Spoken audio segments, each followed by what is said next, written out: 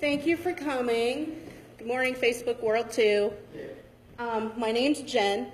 I'm the founder of BSR Paranormal. We are now part of the North American Dogman Project. We represent the state of Indiana. And then starting in November, I'm going to start co-hosting a YouTube channel called Cryptinormal X. We'll just start with the cryptids. We're going to go over all the cryptids, then we'll concentrate on the Sasquatch and Dogmen. If you have any questions, just ask me at the end and we can answer them. Cryptids of the U.S. Cryptozoology is the study of hidden animals. The study of creatures whose existence has yet to be proven or cannot entirely be. They're proved or disproved by science, therefore they're called cryptids.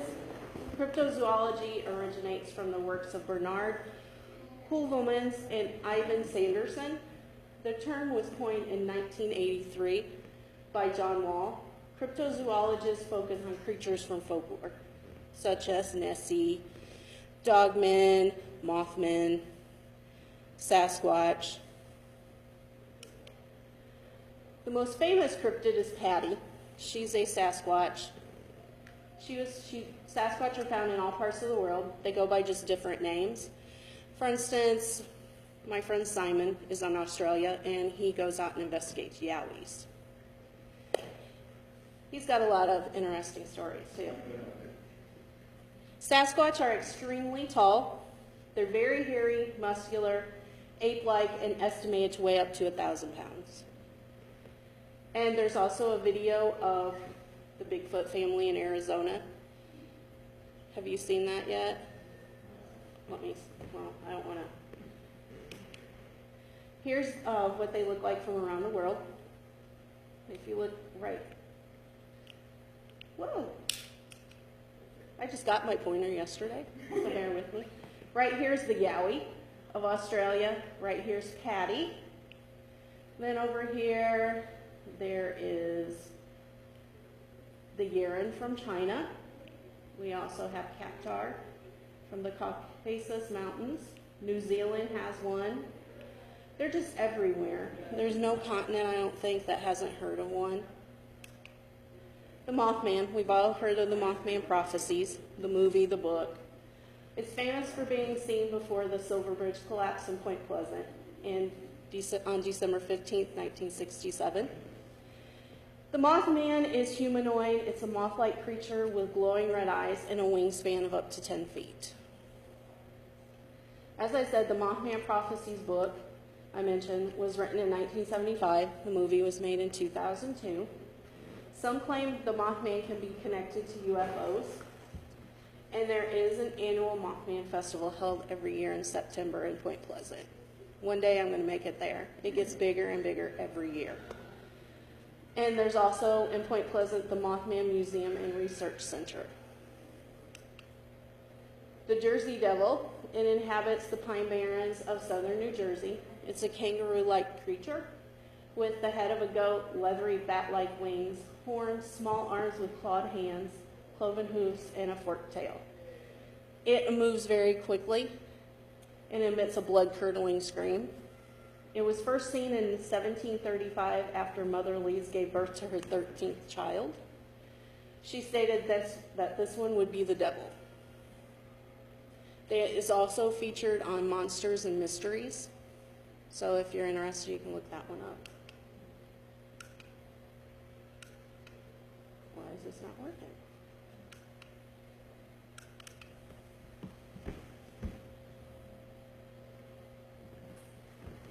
It's thinking. It crashed on me last night and decided to update.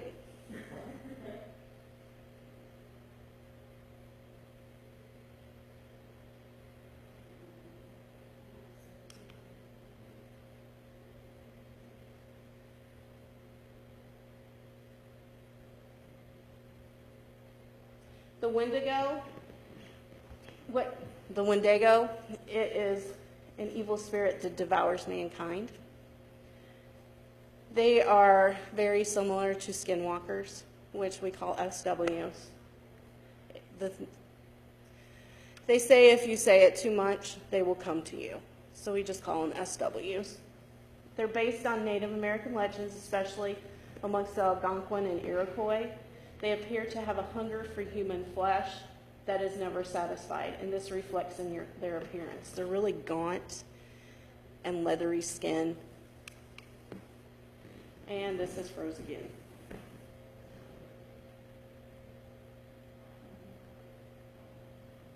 They're gaunt, very thin. They're between 14 and 15 feet in height. They have glowing eyes, long yellowed fangs, a long tongue, yellowish and decaying skin, and matted hair. How does the Wendigo manifest? It's said to come from the environmental destruction, greed, murder, and cultural taboos.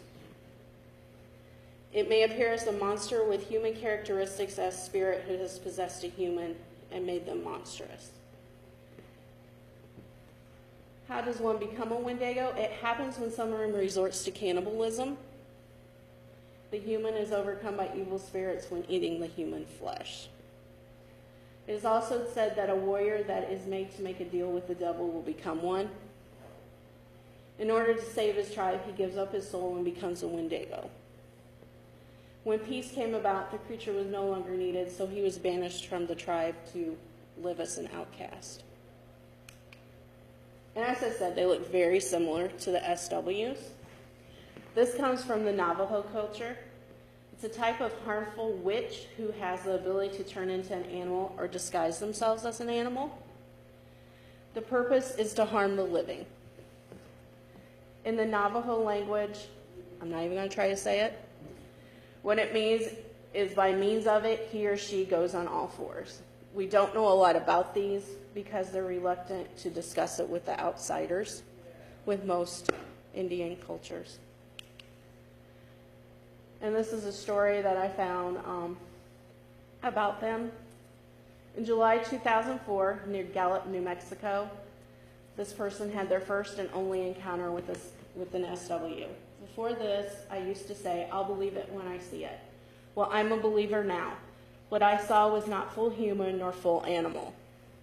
I was moving and had just completed the cleaning and was with my 10-year-old son. We had called it a night and were headed to our new place. As we walked out the front door, I saw a figure move from behind my neighbor's car to a nearby tree that stood between our apartments. It didn't have glowing red eyes, snarling teeth, or a rotten smell. It did move quickly, but not quick enough to avoid the light from a nearby light post and the porch lights. It didn't look at me or come towards me. It moved just as trying to avoid being seen. I was within 15 feet of it, but I did not look back to fully inspect it. What I saw was a wolf-like animal that sort of resembled the Beast in Beauty and the Beast, just not cartoonish. It had brown fur that completely covered it. It wasn't a pelt, it was a very large wolf. It didn't have any human traits except that it walked on its hind legs. It cowered behind the tree as we would get into our vehicle. When we got in, I asked my son, "Did you see that?" Thankfully, he didn't. My brother-in-law insists that it wasn't a skinwalker because I would have never seen it. To this day, I can picture what it looked like, know they exist, and pray I never encounter one. She believes it was an SW. I believe it was a dog man, is what I assume. Slowly. Lechuza, I find this one interesting. I have two on my presentation. It's from Hispanic culture. They're very interesting. The lechuza is also known as the witch owl. It's well known in Hispanic folklore, especially Mexico and Texas. They appear as human size with a woman's face. A human-sized owl with a woman's face. There's two different legends to this. The first legend, these are women who have sold their souls to the devil in exchange for magical powers. They transform at night and search for prey. And when she finds her target, she will either perch in a location she can't be seen or make strange whistles or sounds of a crying infant. And the second legend is, it's the spirit of a witch who is murdered by locals and she returns to get revenge. And right there is a lovely portrayal of what she would look like. Its most reported run-ins today involve her swooping down at cars driving on deserted roads, and most sightings coincide with thunderstorms. It's believed that hearing the cry is an omen that someone is going to die in the household, and they're immune to weapons and bullets and possibly immortal. The way I found out about this was I was going through videos and I saw scrolling down my Facebook feed, and you know how you get the videos that pop up. I was like, what's this? I listened to it, and this guy was doing an interview, and him and his buddy were in South Texas, like near the Mexico-Texas border, and one of these things was perched on a fence post. So that's how I found out about it. I thought, wow, that's really interesting, so I think I'll research on it more. La Lorena is the story, I know I'm saying that wrong, is used to deter children from sneaking out at night. She's known as the crying woman and has been in Latin American culture for over 500 years. She causes misfortune to those who are near her or hear her. She also bears a resemblance to the Greek tale of Lamia. There's two legends to her also. The first legend is a woman named Maria who drowns her children in a river as a means of revenge on her husband, who left her for a younger woman. She then drowns herself when she realizes her children are dead. She's not allowed into the afterlife until she's found the whereabouts of her children. And the second legend is that she was an interpreter for Cortez, and she had a child with him. He left her for another woman, so she drowned the child to get even with him. And do you guys know what the two most prominent cryptids are in the U.S.?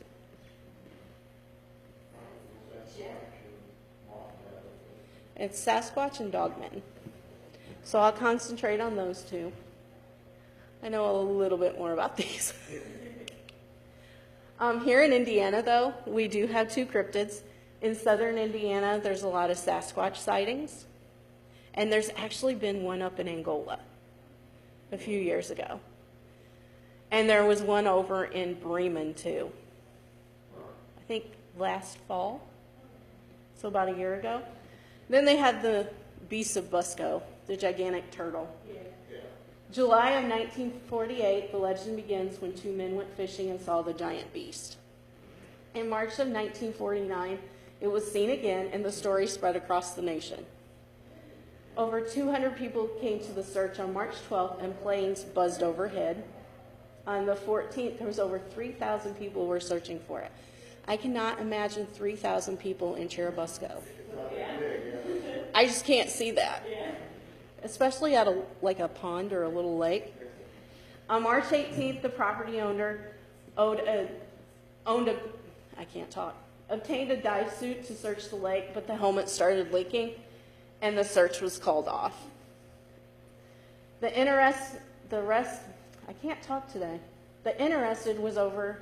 interest was over until October 13th, when over 200 people saw it reach surface and try to catch a duck that was being used as a lure. The search was declared officially over by the property owner in December of 1949. I don't know if I believe this or not. You never know what's out there, though. So we'll go over the Dogmen and the Sasquatch. This is Patty. If you've never seen the Patterson-Gimlin film, it's on YouTube. It's kind of interesting to see. They definitely do walk differently than we do. And you'll always see these clips here and there on your Facebook feed and elsewhere if you do any research of, it was one in Michigan, and it was a camera on a baby eagle's nest, and you see something walking in the background, and everybody kept saying it's Sasquatch. You can tell the difference when a Sasquatch walks and when a human walks. We kind of bounce, they kind of float. Similar traits in all Sasquatch is that they're all covered in hair. The length depends on which region they reside in, and the color does too. So you're going to have thicker hair up north compared to the skunk ape in Florida. You can laugh, I did too. They do have a strong butt, just like us. They're similar to humans. It helps hold their body upright and allows them to walk. If you think about how a gorilla or an ape bends down to like move, they don't have the structure that we do. I never thought about that till I started researching this, but now that you look at it and think about it, it makes sense. Their sizes vary from coast to coast. They can be anywhere between 5 feet and 9 feet, and their weight is estimated between 200, 700, and 1,000 pounds. Males and females are distinguishable. They have family units. Juveniles have been known to come onto properties and play with children, and adults have been seen and heard at windows trying to calm crying babies. If you listen to Vic Cundiff's show, Sasquatch, what's it called? Dogman Encounters, and then, his Sasquatch one. I don't remember the name of it offhand. But if you listen to that, there's a lady on there named Lisa, and she will talk about playing with the Sasquatch when she was a child.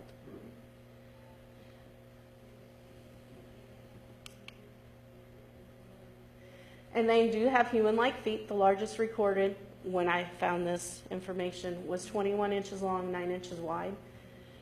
The big footprints are flatter than human feet. Their toes are human-like, and they have a pronounced heel and ball. And the only difference between human feet and Bigfoot feet is the size, and their feet are flatter. New research is suggesting that there's more than one species of Sasquatch. If it were just eye color or hair color, it would be considered one species. But there are so many differences, facial, body type, size, etc., that is considered different ones. Their environment varies from coast to coast, north to south, continent to continent. The northern Bigfoot tends to live deep in the woods and prefers the colder climate. They have the thicker hair, more body mass. The southern Bigfoot tends to live in the wetlands or swampy area and prefers a warmer climate, like the skunk ape. There needs to be a large area of untamed wilderness, a lot of food and water, and they're omnivores. They eat both vegetation and meat. When they eat animals, they usually break their necks, tear them open, and eat the organs. Bigfoots do not kill large animals nor attack them. But I have heard different stories on different YouTube shows and podcasts and things. They can get kind of violent at times. Here's your types of Sasquatch. The one on the very right, the type 3, some folks say it's a dogman. I personally don't believe Sasquatch and Dogmen are the same thing. There's too much difference in them.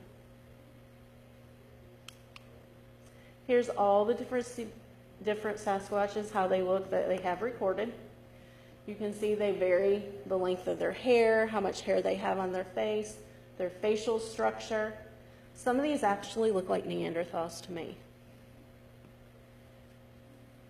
I personally haven't seen one. My son has, but I haven't. Additional facts for you. They do have eye shine, which is similar to a raccoon, cat, deer. They're usually amber or golden in color. And I found this really interesting. I've heard this from several people, that at Fort Lewis in Washington State, the Army base, when the troops are stationed there, they receive a manual about what to do if you encounter a Bigfoot. And there are several YouTube shows dedicated to Bigfoot. One of the best is Bigfoot Eyewitness Radio with Vic. I listen to Kumbo and Bear also on Bigfoot Outlaws, and I listen to Wes on Sasquatch Chronicles. And they also use infrasound. Big cats in the Sahara use this when they're hunting too, kind of to keep their prey from running. It can affect your body. It's a low frequency sound, and that lower in frequency than 20 hertz or cycles per second, the normal limit of human hearing. It can make you ill and health issues when exposed to it. Normally, if you're exposed to this, you'll get headaches, you'll get nauseous. You can tell. About a month ago, I knew there was something outside the house, and my son walks in the room and he immediately got a headache. And we walked out of the room into the other part of the house and it stopped. And I really think because we have stuff around us that it was infrasound. Normally you can go through one sleep cycle and you'll be fine, but there has been documented cases where people have gotten more and more ill with it. And that type 3 that I showed you that they said was a dogman, some people say this is, but I don't believe it. This is the Beast of Seven Chutes. It's very well known. It's a photo that shows that it's carrying a white dog. I'm not sure if that's a dog or not. I know it's really blurry. It'd be great if it was more clear. But this is supposed to be a type 3 Bigfoot. And it's also known as a face eater due to the beak they have. If you look right here, it looks like they have a little beak. And supposedly they have teeth in there, and they can break bones and chew. And they're very aggressive. They live high up in the mountains. And many people theorize this type is responsible for missing people who hike. Have you heard of Missing 411? Dave Paulides has a Facebook page, a website. He's wrote several books about missing people who go hiking. And recently there's been some people missing too. And they theorize a lot of these who go hiking by themselves way up in the mountains. And these are supposed to live where it's more mountainous, not woodsy, but rocky. That they come down to feed and snatch these people up. And a few years ago, there was an NFL player that went camping by himself, called and left his wife a voicemail. He was frantic, and he disappeared, and it took a while to find him. His phone was in one spot. He was miles away.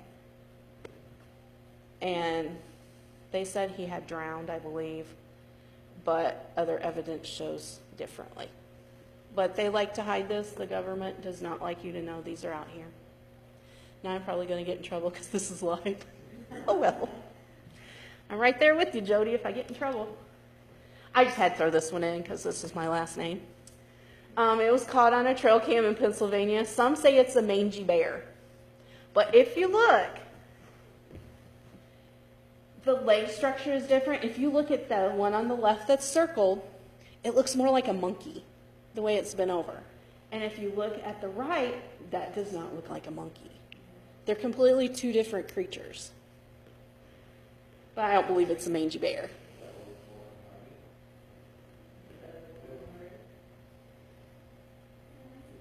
But I can see the difference in those. Definitely. And the head shape too. And if you look right here on the front, their front legs, they're more straight as to where that has their little bend. And this one doesn't have a prominent hock either, right here. It's kind of more like I said, like a monkey bending over. But this one has a prominent hock right there. So I think they're different, two different things. Dogmen. This is where I kind of know more about. I have a lot of stories with them. This is what I researched too. Like I said, we're part of the NADP. And we'll go over them. What a dogman is not. They are not human beings. A lot of people like to think they're werewolves. Werewolves is something completely different. They're shapeshifters. These are flesh and blood. You can shoot them. They're hard to kill, but if you hit them in the right spot, you can kill them. A human being's body cannot shapeshift due to your body. Our body's being made from bone and not cartilage. If you think about your ears, you can bend them. But if your entire body, you could shapeshift, but you can't bend your bones. In order to shapeshift, like I said, you need to have it made entirely of cartilage. What a dogman is. It's a large humanoid creature covered with hair. It has large pointy ears and a large pronounced snout, and it travels on 2 and 4 legs. Their goal is to put fear into anyone it encounters. You never ever run from this or a Sasquatch. They're alpha predators. They will give chase just like a lion. And it's anywhere between 8 and 10 feet tall and weighs around 400 pounds and up. When going from 2 to 4 legs and vice versa, you can hear a large popping noise. I have not heard this popping noise, but to me, the way they describe it, it sounds like when a can pops, like an aluminum can. And their hands are similar to raccoon hands with extremely long claws. And they say their claws can range from 4 to 6 inches long. And they have hops like dogs. They're most describe them as being similar to a German Shepherd or Doberman, the canine variant 3, or being from the movie Van Helsing. That's the Van Helsing one. The ones I've seen and heard are like this. They're absolutely huge. Absolutely huge. Right here is your canine variant 3. That one is the most popular, and then, most seen, and then also this one. As you can see, compared to us, 8 to 10 feet tall, they're absolutely huge. The type of environment they need the theory is they need 4 environmental factors to attract them: water, woods, cornfield, and Indian burial grounds. Some people say they're guardians of the Indian burial grounds, because usually there's arrows, mounds, different sort of thing around. Unlike Sasquatch and Bigfoot, they don't always live in the country. They have been seen in larger cities going into buildings. They've been seen in New York. They've been seen in Chicago. Last year there was one seen in Wayne County Park in Detroit. And they've been seen on rooftops surveying the area for food in daylight. A lot of your dogman encounters occur in the day. As compared to your Sasquatch, they are mostly done at night. And there have been sightings in the Bristol area, 3 in Fort Wayne, 2 of those are mine, and then around Michiana. And those are mine too. Additional information, they have eye shine just like Bigfoot. They're amber in color, golden yellow. Ours has red eye shine where we're at. They like to climb trees and hide. So now when I go outside ghost hunting, I'm always looking up in the trees. And they have the strength to hold on to a car so it cannot move, and Sasquatch do too. Vehicles have been hit while going down the road and have lost control. There's documented cases of this. There's a video that nobody can get a hold of on a police officer's car, the cameras they have in their cars. He turned it in. There's no record of it anywhere. Imagine that, right? They have a horrible stench. I personally have not smelled it, and I think I'm glad. It's a mix of wet dog trash and rotten meat. You know, and then when your dog goes out, it rolls in rotten stuff, only 10 times worse. When they're in the area, everything supposedly goes silent. It doesn't always. There have been cases where they come in the homes through the doggy door. Story is that they had the dog door. They had, I think it was their left shoulder in their head and was trying to get the rest of their body through, but they couldn't fit. And there was a case in Texas where one broke into a home and the worker had to flee. If you listen to Dogman Encounters Radio, one of Josh Turner's episodes, he is a fantastic storyteller, and he knows these guys. He's a security officer, and these are guys he works with on the sites. And one of them was working late one night, and one tried to get in the house. He ran out, and the garage door was like bowed out where it tried to get out. And then what else happened? He said there was claw marks on the walls.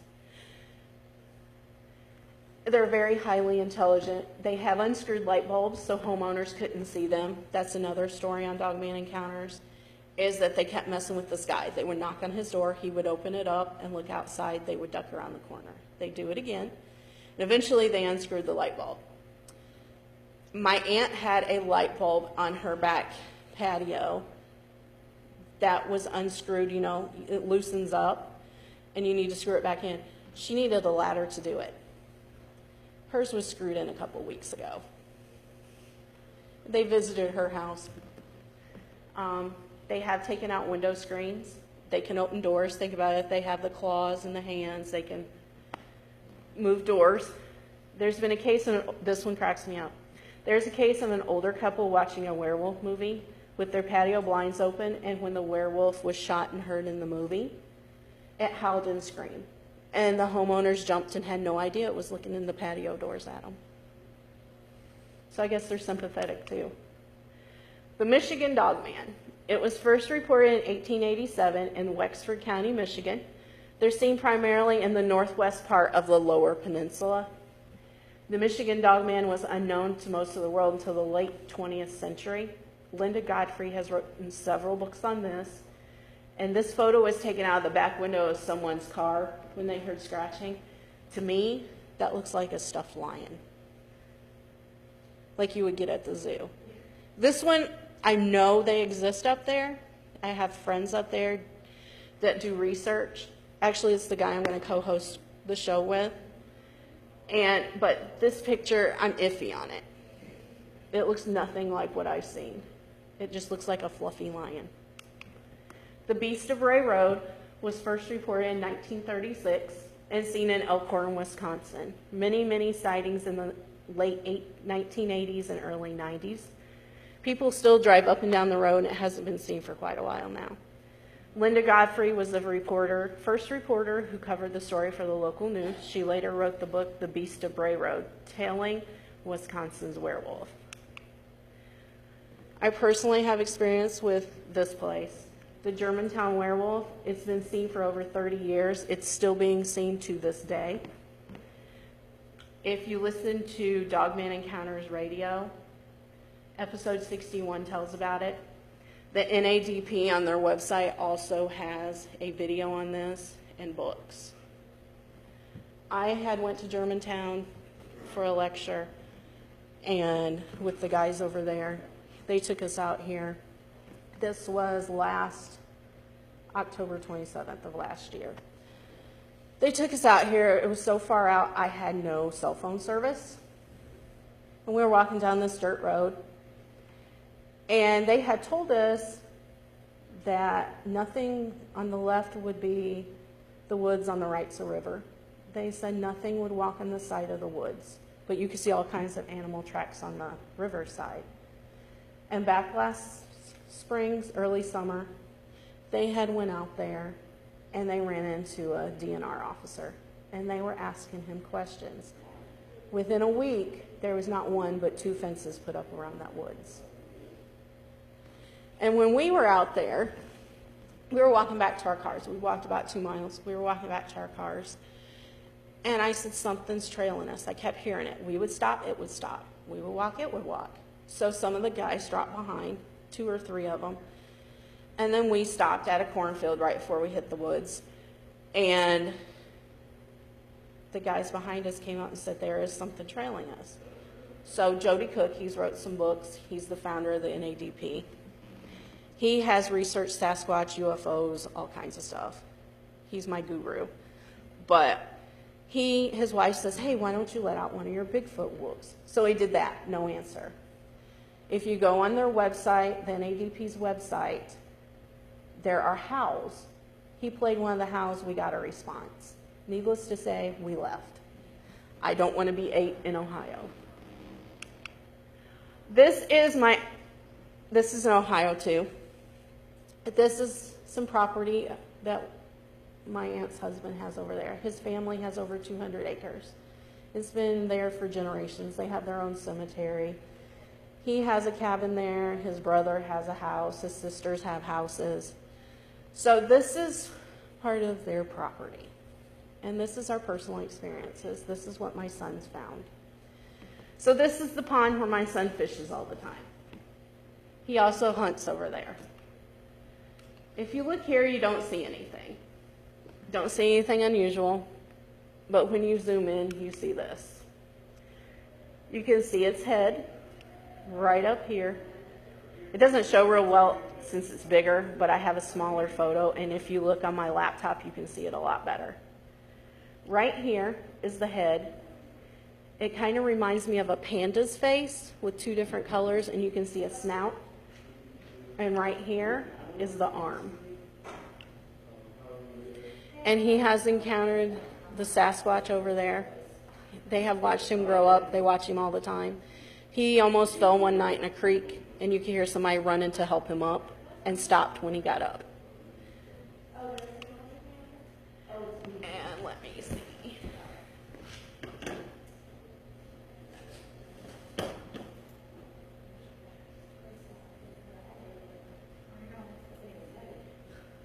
Hopefully this loads.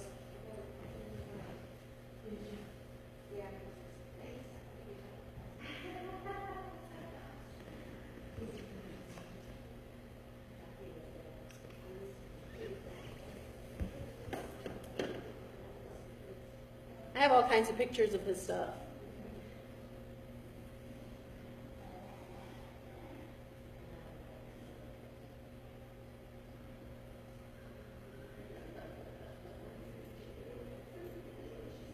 So this is not going to load, but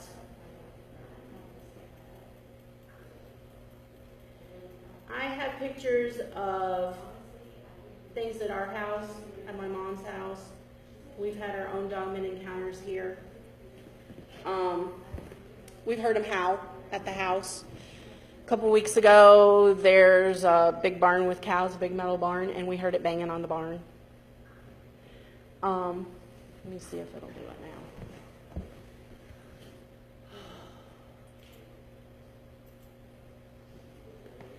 But the other night, if you look on the NAPP's website for a Fort Wayne, Indiana story, it's my son's best friend's story. He called me at 11:30 at night. He's like, Mom, there's something on the porch. What's on the porch? I don't know. You hear peck, peck, peck, and it's scratching on his window. It is also walking on the porch. You can hear thuds. He put me on speakerphone, and I heard the knocks on the windows. I said, look out the window and tell me what it is. I said, turn your screen light, your flashlight screen off, whatever you got lit. I said, turn it off and look out and tell me what it looks like. He's like, it's big, black, tall, and has pointy ears. I said, oh, want me to come get you? And he says, no, I'll be fine. I'll jump on my crotch rocket and leave. My son says, no, I wouldn't do that. It'll grab you off there. So he's had an encounter. Then my son has had encounters. And I've heard them howl. I've heard them bang on stuff. Tuesday night, I looked out the front door at my mom's neighbor's house, and I saw this long arm that was like a rusty brown go around the side of her house. And then Thursday morning, I saw it cross the road beside his best friend's house. So it was quite an interesting week. Let me see if I can get this going.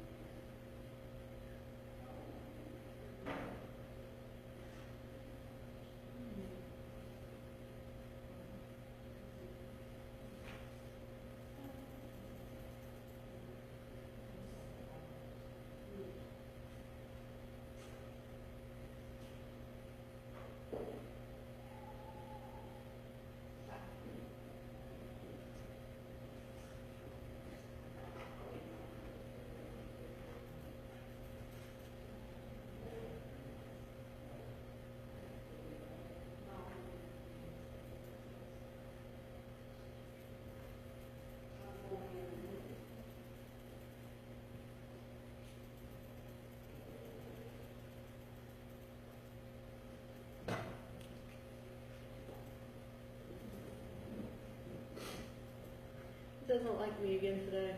What's wrong? The Halloween one is froze that I did last night. Did it play okay on one? Or did it? Hmm? Did it play okay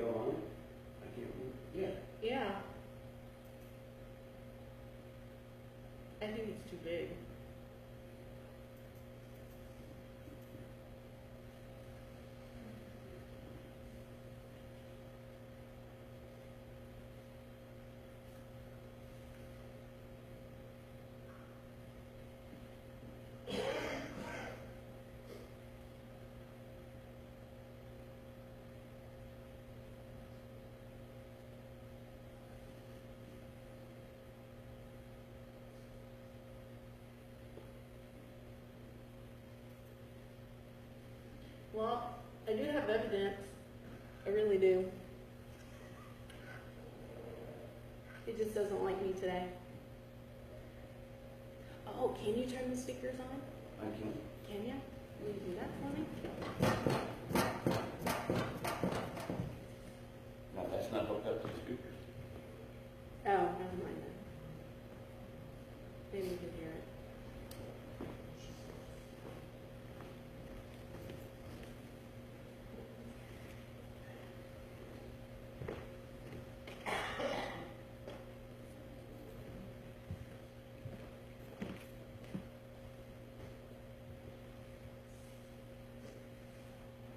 Let's see if we can play this and hear it.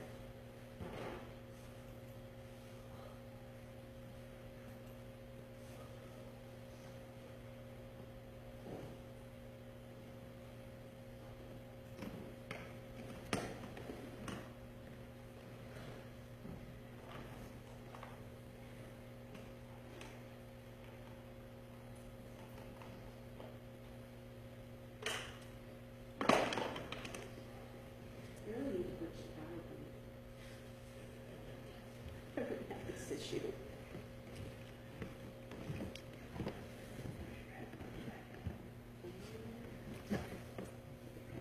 Yeah. I think it's the internet. A lot of people are probably on it. Could be.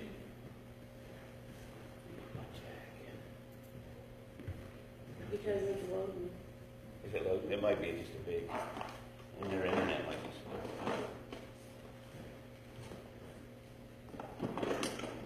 Imagine there's a lot of people on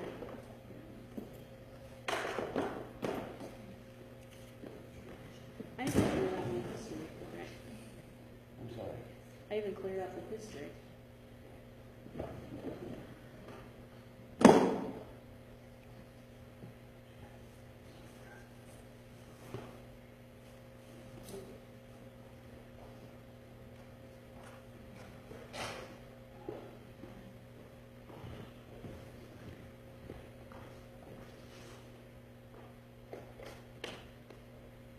Well, while this thing is slowly downloading, there is going to be a Dogman conference in Defiance, Ohio next year. There has been sightings of, back in the 70s, I think, of a Dogman there. So it's March 23rd and 24th. There's going to be all kinds of people there.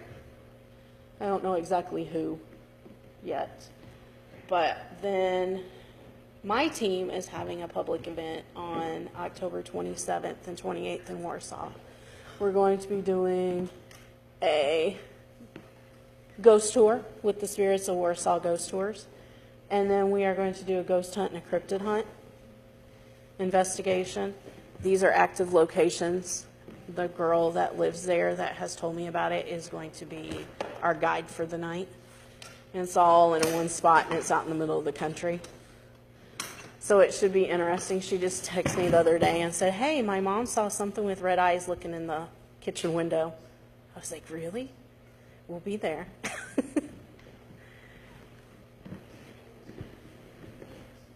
think they're ready. Well, this is not ready.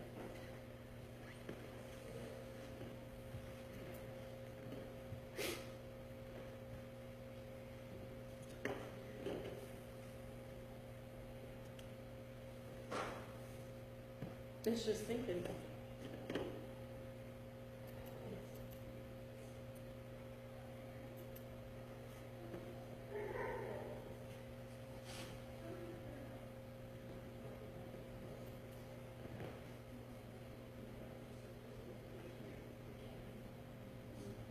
See, I wonder if the files are too big. Either the files are too big or just the internet.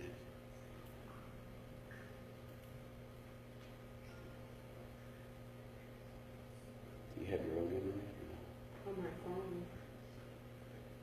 How come I put the internet on your phone? I don't know. Let's try this one.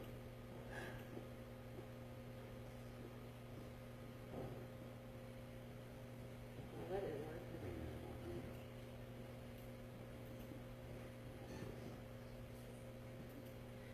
had something last night that was better. I did. I'm like, well.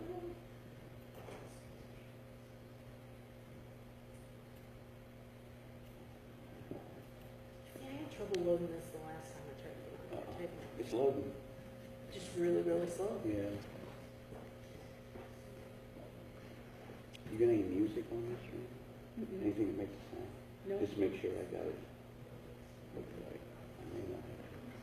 I think I do. It's coming out of your headphones into that. And it goes into this. You should be fine.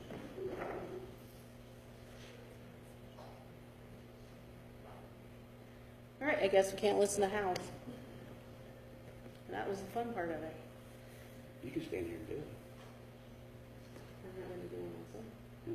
Do that. How is your All right, you guys have any questions? Any questions? You look like you got one. Go ahead.